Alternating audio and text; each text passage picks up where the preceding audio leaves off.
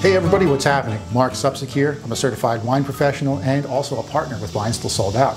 And I want to talk about the delicious wines that are in this weekly tasting pack that I put together called The American Way. I do a lot of private wine tastings for people, and one very popular theme is European wine versus American wine. Inevitably, the takeaway is usually that American wines just seem so much bigger. So with this pack here, I figured we could explore that idea and see how that holds up. These are all American red blends, one from Oregon and two from California. And as is the case with every weekly tasting, you'll get my personal tasting notes for each wine, my food pairing suggestions, a couple of recipes, and comprehensive tasting videos along with me.